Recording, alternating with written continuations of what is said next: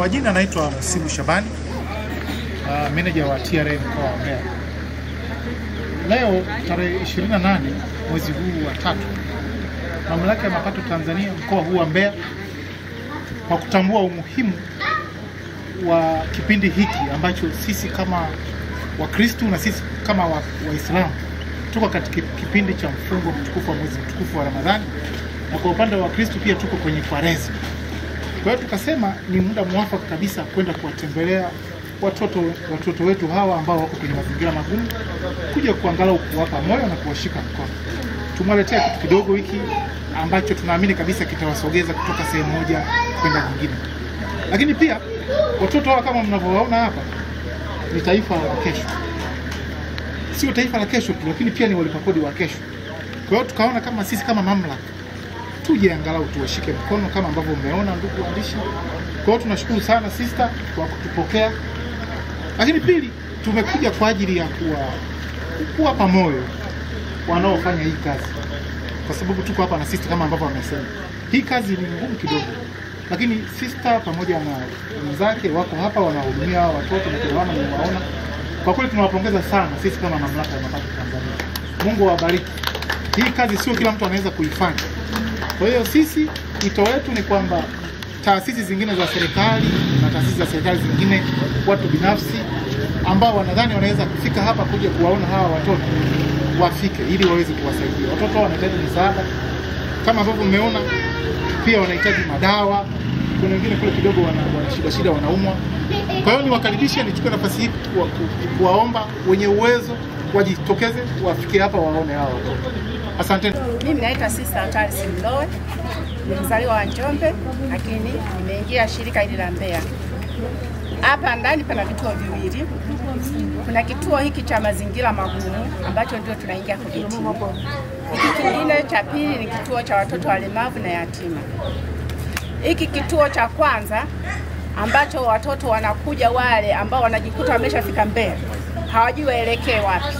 Kwa hiyo wanaenda kituo cha polisi au ustawi wa jamii. Ndio hao wanatuletea hawa watoto hapa. Lakini wanakaa hapa kwa muda, ni temporary tu. Wanapoendelea na mawasiliano ili apate kurudi kwao walipotoka. Hawa ni wa temporary. Lakini hiki kituo cha pili chenyewe ni cha kudumu, cha watoto yatima na walemavu. Hawa watoto tunawapata kwanza. Kuna vituo vingine ambavyo wanawapeleka watoto kwa kufanya mazoezi kila mwezi. Sasa hawa watoto walionekana wanaishi na kina bibi waliochoka kabisa. Hawezi kuwapeleka kuwafanyia mazoezi kwenye vituo hivyo. Ndio father alipoamua kuomba msaada kwa hao wenzetu wazungu, wampatie hela akajenga hicho kituo. Ndio hicho kituo cha watoto walemavu na yatima. Lakini baada ya kujenga ndio kuna watoto wengine wanaongezeka, sio wale ambao walianza. Watoto hawa changamoto zao ziko nyingi, nitazitaja chache. Kwanza, hawaongei. Tunaenda kwa ishara. Kutokana na kutokuongea, kwa hiyo wengi wanavaa pampers. Wale watoto tumewaacha kule, ni mashahidi, wanavaa pampers kwa sababu hawaongea, hatujui watajisaidia saa ngapi. Pili, wale ndugu hawana uwezo kabisa. Yaani tunategemea wenye mapenzi mema kama nyinyi mlivyofika hivi. Tunawashukuru sana, Mungu awabariki, awaongezee maradufu pale mlipotoa kwa ajili yetu. Kituo hiki hakina mfadhili mpaka sasa hivi. Tunategemea watu mbalimbali wanaoguswa na huduma yetu ndio wanaokuja na chochote kama tunavyoona hivi, nyinyi mlivyojitoa kwa moyo wenu wa upendo tuletea vyote hivi.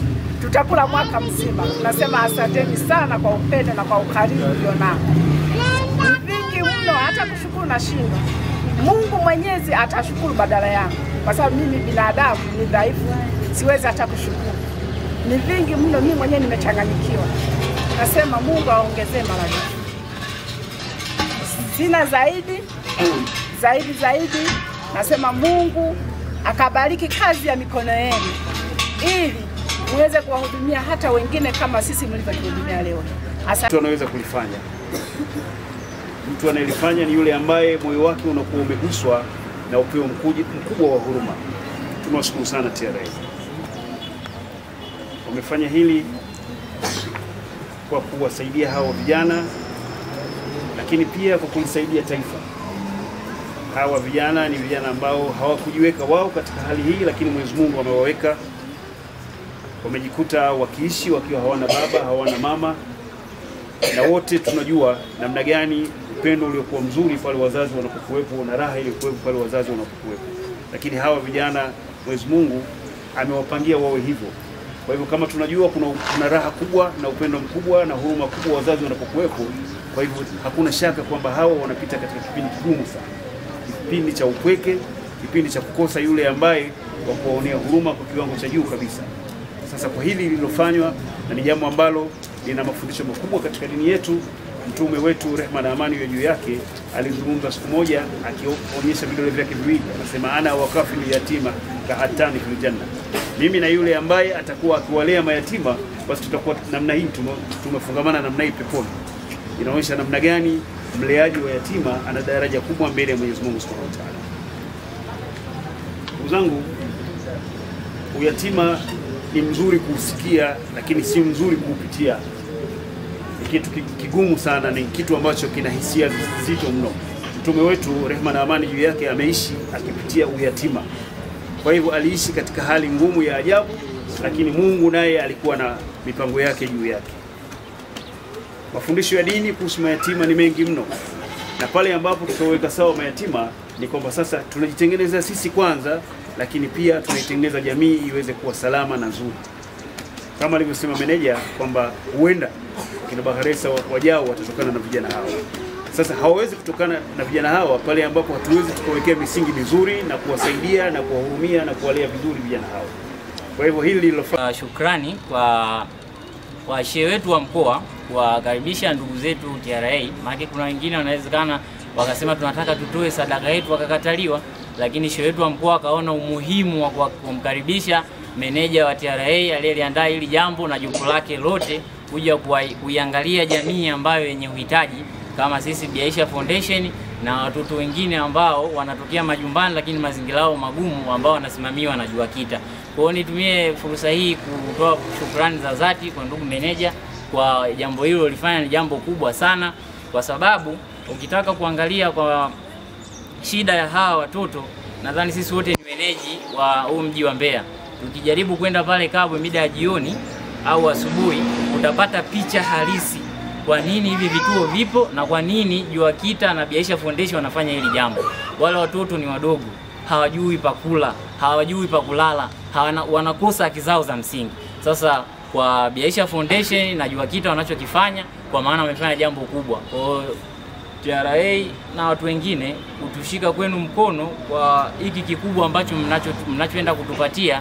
Sisi hatuna cha kuwalipa zaidi ya kumwomba Mwenyezi Mungu awajalie kazi zenu ziende vizuri, mfanye kazi zenu kwa afya zilizokuwa bora na majambo yaende vizuri. Na nadhani kwa kufanya hivyo tutakuwa tunamsupport kwa kiwango kikubwa sana Mama Samia kwa juhudi zake, maarifa yake, kazi zake anazozifanya, na mpaka leo hii nyinyi mmeweza kutukumbuka sisi. Kwa maana TRA singeweza kukusanya kodi vizuri, maana yake leo tusingeweza kukumbukwa, na sisi tulipo hapa tuwe wadau bora wa kwenda kuitangaza TRA huko, isionekane kama ni watu maadui kwa wafanyabiashara, kwa maana wanakusanya kodi kwa maana ya kuiendeleza nchi yetu, lakini sio hivyo tu na kuiona jamii kwa namna kama hiyo walipoiona. Kwa hiyo mimi niwakaribishe sana kwenye kituo chetu cha Biaisha Foundation, kwa maana pale kwa sasa hivi. Asalamu alaykum. Asante sana. Mimi kwa jina naitwa Sister Sabina Siwale, ni matron wa kituo hiki. Ninawakaribisha sana wageni wetu, karibuni sana. Kituo chetu hiki kimeanzishwa mwaka 1995 kikiwa na watoto 9, lakini mpaka sasa hivi tuna watoto 29, nikiwa na imani kuwa kuna wengine wameshamaliza, wameshaanza na kazi, ni watu wazima. Kwa hiyo sasa hivi ambao tunawalea wako 29, ambapo katika hiyo 29 watoto 10 wanasoma shule za msingi na watoto 19 sekondari na 19 na dada yao mmoja anasoma chuo kikuu cha hapa Kongo. Kwa hiyo lengo la kituo ni kuhakikisha mtoto amefikia mahali ambapo anaweza akajitegemea mwenyewe. Nikiwa nina maana kwa kuna wengine ambao tayari wameshaanza kujitegemea, wamesoma mpaka vyuo vikuu, ambao tuna walimu tuna manesi, tuna wanasheria, tuna wahasibu, tuna wanajeshi, tuna mapolisi pia na tuna wajasiriamali. Kwa lengo letu tunataka tuhakikishe mtoto anajitegemea mwenyewe. Karibuni sana. Naitwa Christopher Ndendekise, mkurugenzi wa Safirisha Limited. Tunakuletea fursa kubwa ambayo tumekuwa tukiifanya, inaitwa Wekeza Gari. Nini tunachokifanya? Moja, kuna watu wengi wana magari, anaendesha asubuhi anakwenda kazini, gari ameipaki, jioni anarudi, ameweka mafuta, matengenezo gharama. Sisi Safirisha Limited tunakupatia dereva, hiyo ni moja. Mbili, tunakusaidia matengenezo ya gari, lakini tatu, tunasimamia shughuli za kuifanya gari yako iongeze kipato. Tunasajili gari yako kwenye huduma mbalimbali tunaita ride sharing, kwa maana ya Uber, Bolt, Farasi, ili kila mwezi uweze kuingiza fedha badala ya gari yako kutumia fedha zako. Gari ni kwa ajili ya kuingiza kipato na gari si kwa ajili ya matumizi ya kutoa fedha sehemu nyingine kwa ajili ya gari yako. Karibuni sana.